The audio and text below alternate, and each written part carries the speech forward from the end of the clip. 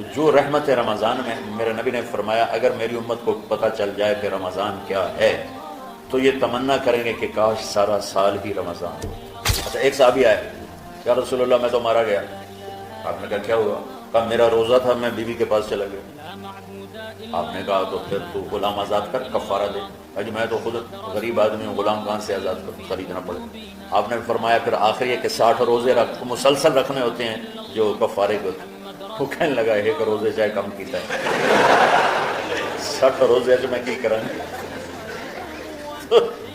آپ نے کہا ادھر آ، یہ کھجوریں لے جا اور 60 گھروں میں تقسیم کر دے۔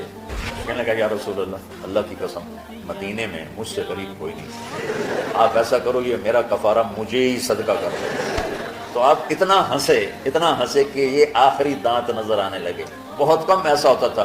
رمضان علم کا مہینہ ہے، سونے کا نہیں ہے، کھانے کا نہیں ہے، سموسے پکوڑے کا نہیں ہے، رمضان علم کا مہینہ۔ یہ رمضان کی سب سے بڑی تیاری، مشکل کام آپ یہ سیکھ لیں۔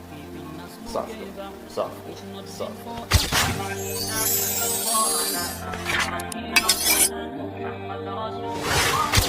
سارے مہینوں کے نام عربوں نے رکھے، محرم، صفر، ربیع الاول، ربیع الثانی، جمادی الاولی، جمادی الثانی، رجب، شعبان، رمضان، شوال، ذوالقعدہ، ذوالحج۔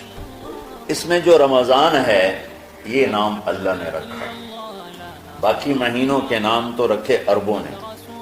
پھر ان کی زبان پہ اللہ لایا رمضان، چونکہ ابھی تو دنیا بھی نہیں بنی تھی اور اللہ نے قرآن کی تلاوت فرمائی تھی، تو اس قرآن میں تھا شہر رمضان الذی انزل فیہ القرآن۔ تو رمضان کا نام اللہ نے پہلے سے چن رکھا تھا، پھر ان سے رکھوا دیا۔ رمضان کہتے ہیں رمض یرمز، جل جانا، جل جانا۔ رمضان کو رمضان کیوں کہتے ہیں؟ اس میں گناہ جل جاتے ہیں۔ مسلمان پہلا روزہ رکھتا ہے اور اس کے گناہ اللہ جلانا شروع کرتا ہے، اس کی بھوک پیاس کی آگ میں گناہوں کو ڈالتا ہے، جلاتا ہے۔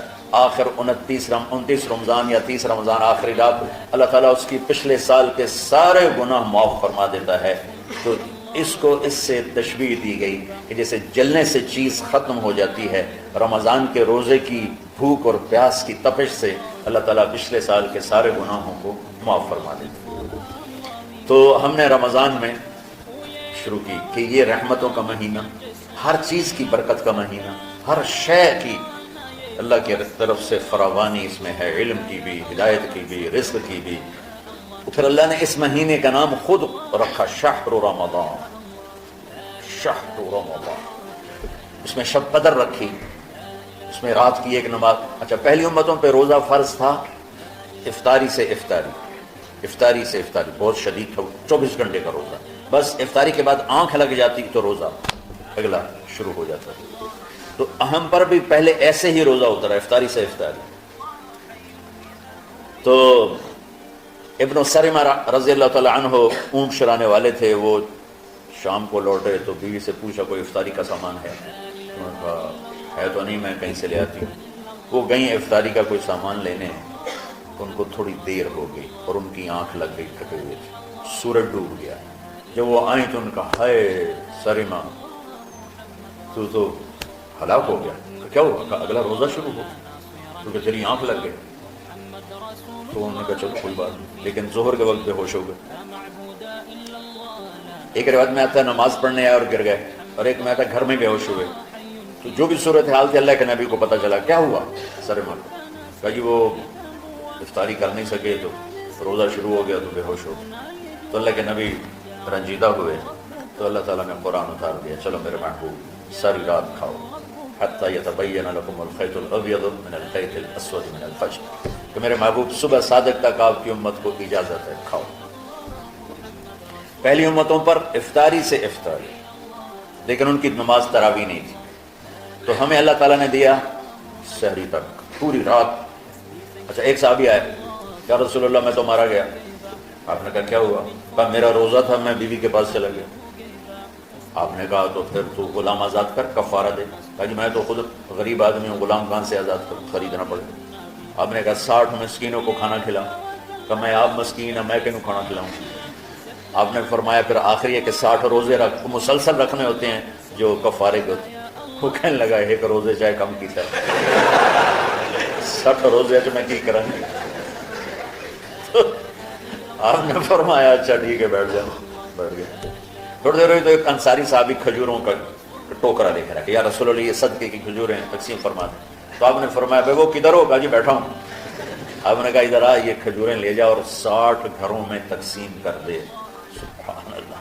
اللہ نے اس امت کو لاڈ لڑائے ہیں، یہ اللہ کی لاڈلی امت. عجیب واقعہ یہ. کہنے لگا یا رسول اللہ اللہ کی قسم مدینے میں مجھ سے غریب کوئی نہیں، آپ ایسا کرو یہ میرا کفارہ مجھے ہی صدقہ کر دو. تو آپ اتنا ہنسے کہ یہ آخری دانت نظر آنے لگے. بہت کم ایسا ہوتا تھا. فضحك حتى بدت نواجذه، ایسا ہنسنا آپ کبھی کبھی ہنستے تھے کہ آخری دانت پورا منہ کھل جائے. تو آپ اتنا ہنسے کہ آخری دانت تک نظر آنے لگے. تو آپ نے کہا اچھا جا لہ جا تیرے واسطے، لیکن یہ صرف تیرے لیے اور کسی کے لیے نہیں.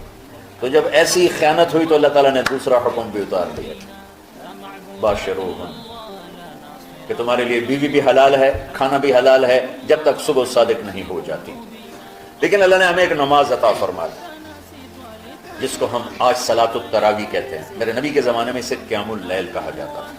تراویح کا نام کب پڑا اس کا تو مجھے پتہ نہیں، کہیں نہ کہیں لکھا ہوگا، لیکن صحابہ کے دور میں اس نماز کا نام تھا قیام اللیل. اس لیے حضرت عائشہ رضی اللہ تعالیٰ عنہ کی روایت ہے جس سے 8 رکعت والے حضرات استدلال کرتے ہیں کہ رمضان اور غیر رمضان میں اس کو امام بخاری نے قیام اللیل کا ہی عنوان دیا ہے. آپ نے 11 رکعت سے زیادہ نماز نہیں. ایک ضعیف روایت میں ہے کہ آپ نے 3 دن پڑھائی نماز، یہ تو صحیح روایت ہے. کتنی رکعت پڑھائی؟ تو ایک ضعیف روایت میں ہے کہ 20 رکعت پڑھائی. اچھا، ضعیف روایت سے عبادت ثابت نہیں ہو سکتی حکم شرعی.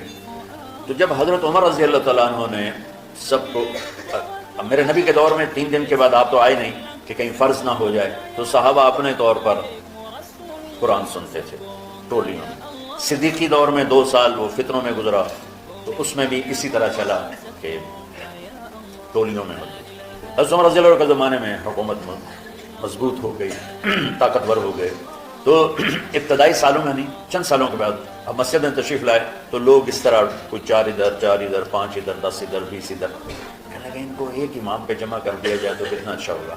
تو آپ نے سب کو اکٹھا کیا اور ابی بن کعب رضی اللہ تعالیٰ عنہ کو امام بنایا اور سب کو ایک نماز پہ جمع کر کے 20 رکعت کا حکم عطا فرمایا. تو حضرت عمر کا یہ عمل اس حدیث کو مضبوط کر دیتا ہے کہ جو کہ میرے نبی نے کہا علیکم بسنتی و سنت الخلفاء الراشدین من بعدی، کہ میری اور میرے خلفاء راشدین کی سنت پر مضبوطی سے عمل کرنا.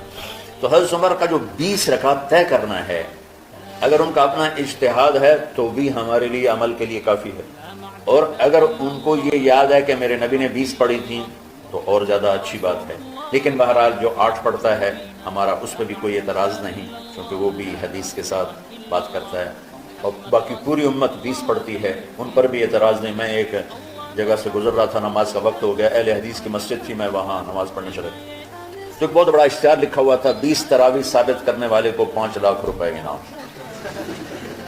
کس قدر بے وقوفی ہے اور کس قدر احمقانہ یہ امت کی باتیں ہیں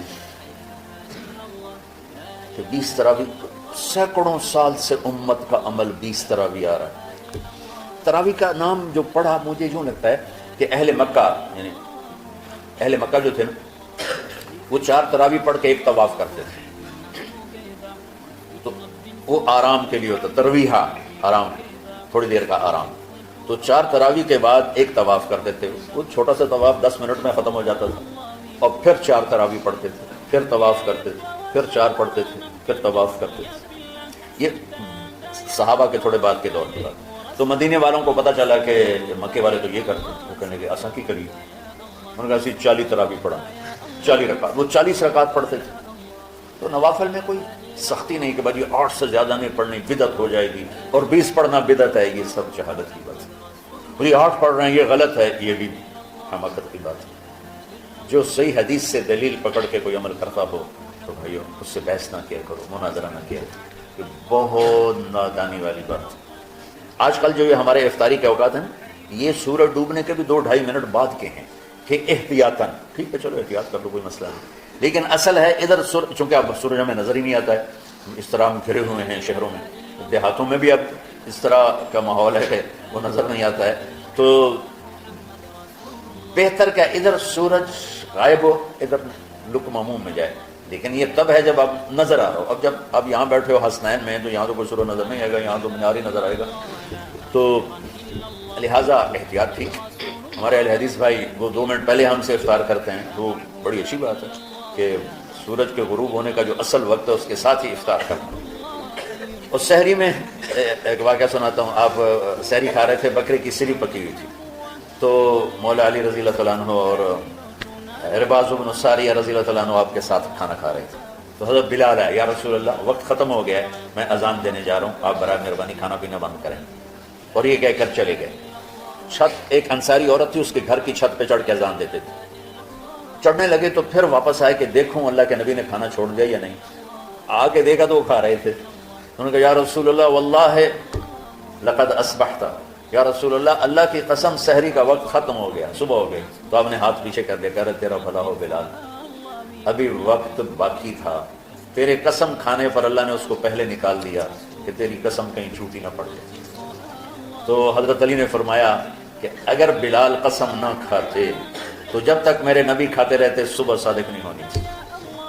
تو بالکل آخری وقت میں آپ کھاتے تھے تاکہ کم سے کم وقت امت پہ بھوکا آئے. تو اللہ تعالیٰ آپ کے علم میں برکت دے. رمضان علم کا مہینہ ہے، سونے کا نہیں ہے، کھانے کا نہیں ہے، سموسے پکوڑے کا نہیں ہے.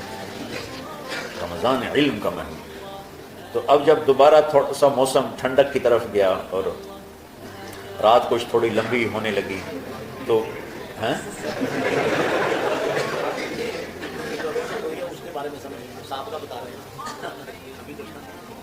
نہیں، مئی میں روزے آ رہے ہیں نا، گرمی تو ہے لیکن وہ جون والے روزے تو نہیں ہیں، جون کے روزے. آپ لوگ جوانوں، میں میرے جیسا کوئی آدمی کرے عذر بہانا تو ٹھیک ہے، اور پھر سحری کر کے اور فجر کی نماز کے بعد آرام ہوتا ہے، تھوڑی روٹین تبدیل ہوتی ہے، لیکن یہ دنیا مشقت کی اٹھانے کی جگہ ہے. بس رمضان کی سب سے بڑی تیاری کیا ہے کہ اپنے دلوں کو صاف کر لو پہلے سے. شعبان کی سب سے بڑی تیاری کیا ہے کہ اپنے دلوں کو صاف کر لو. کہ جس دل میں نفرت ہو، بغض ہو، کسی کے لیے غصہ ہو، کسی کے لیے کیا کیا جذبے ہوں، دل صاف کرنا. شب قدر اس میں ہے، اللہ کا عرش پہلے آسمانوں پر ہے، سارا دن ساری رات اللہ کے اعلان ہو رہے ہیں، کوئی بخشش چاہنے والا، کوئی معافی چاہنے والا، کوئی رزق چاہنے والا، کوئی ہدایت چاہنے والا، کوئی شفا چاہنے والا. اور فرشتوں کے اعلان ہو رہے ہیں، بھلائی کرنے والے آگے بڑھ، برائی کرنے والے بس کر پہ. تو جو رحمت ہے رمضان میں، میرے نبی نے فرمایا اگر میری امت کو پتہ چل جائے کہ رمضان کیا ہے تو یہ تمنا کریں گے کہ کاش سارا سال ہی رمضان ہو. تو ہم نے نظام بنایا ہوا ہے، لوگ وہ کر رہے ہیں، وہ روزانہ جھاڑو دیتے ہیں. تمہارا دل ایک آنگن ہے، ایک صحن ہے، اس میں بغض، نفرت، حسد، پتہ نہیں کیا کیا گندگیاں آئیں گی اور آتی رہیں گی. بچو ایک کام کرو، جھاڑو پکڑ لو، صاف. یا اللہ معاملہ تجھ سے کرنا ہے، لوگوں سے نہیں. کسی نے برا کہا، کسی نے غیبت کی، کسی نے گالی دی، کسی نے دھکا دیا، کسی نے حق مارا، کسی نے کچھ کیا. یا اللہ تیرے سے میں نے اپنے دل کو سب سے صاف، میں نے اپنے دل کو سب سے صاف کیا. یہ اتنی بڑی عبادت ہے کہ بڑے بڑے نفلوں والے، تہجد والے، حج عمرے روزے والے تمہیں نہیں پکڑ سکے، کیونکہ اس کا کرنے والا دنیا میں کوئی نہیں. نفل پڑھنے والے تو بے شمار ہیں، عمرے کرنے والے بے شمار ہیں، علماء بے شمار ہیں، حاجی بے شمار ہیں، سخاوت کرنے والے بے شمار ہیں، لیکن اس ٹکڑے کو صاف کرنے والا لاکھوں میں ایک بھی نہیں. مشکل کام، آپ یہ سیکھ لیں. صاف کرو، صاف کرو، صاف کرو. یہ رمضان کی سب سے بڑی تیاری. جس دل میں بغض بھرا ہو، نفرت بھری ہو، حسد بھرا ہو، کینہ بھرا ہو، اس میں خاک آئے، اس میں تو علم کی ایک کرن بھی نہیں آئے. اس زبان سے چاہے جتنے مرضی موتی بکھیرے، دل اس کا اندھا ہوگا. لا تعمل الابصار ولكن تعمل القلوب التي في الصدور. یہ آنکھوں سے اندھے نہیں، دل سے اندھے ہیں. تو ساری امت سے کہتا ہوں رمضان کا استقبال کرو، دلوں کو صاف کر کے، نفرتوں کو مٹا کے، مذہبی نفرت، دنیاوی نفرت، رشتوں کی نفرت، بول چال کی نفرت، سیاست کی نفرت، لین دین کی نفرت، ان سب سے اپنے دل کو صاف کرو تاکہ رمضان میں اللہ نے علم اتارا، اللہ تعالیٰ آپ کو علم عطا فرمائے. اور باقی لوگ جو عام دنیا میں زندگی گزار رہے ہیں ان کے دلوں میں اللہ رمضان کا نور اتارے اور اپنے اور ہدایت کا نور اتارے. یہ سب سے بڑی تیاری ہے.